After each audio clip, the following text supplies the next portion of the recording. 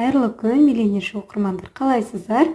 Бүгін сіздермен үйіңізден ақша үзілмес үшін жасалатын техникамен бөлісетін боламын.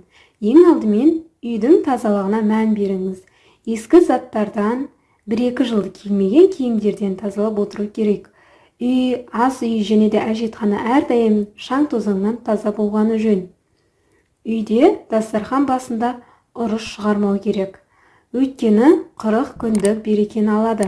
Түнде үстел үстінде пышақ, бос ыдыс, әмиян, кілт қалдыруға болмайды.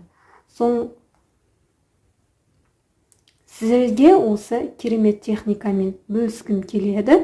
Үйіңізден ақша арылмасын десеңіз, ас бөлмеде шкафтың ішінде осындай шайдың қораптары немесе осындай бір қорап аласыздар. Ішіне бір уыс күріш саласыздар.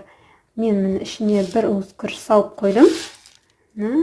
Енді осы біз ішіне салған күрішімізді оның үстіне 5 теңгелік немесе 50 теңгелік, 500 теңгелік әр айлық алған кезде осылай ақша салып отырамыз. Қазір менде 50 теңгеліктен екен, сол үшін 50 теңгеліктерін саламын. Кейін 500 теңгеліктерді салып қоямын. Бұл дегеніміз үйге ақша түскен кезде біздің ақшамызды, несібемізді арттырып отырады. Түрік сериалдарында да көрген болсаңыздар, олар ақшаларын ас үйде сақтайды. Қарап көрсеңіздер, шынымен ас бөлмеден тыққан, жинаған ақша алып шығып жатады. Осылайша сіздер де осындай техниканы жасап көріңіздер. Нәтижемен бөлісуді ұмытпаңыздар.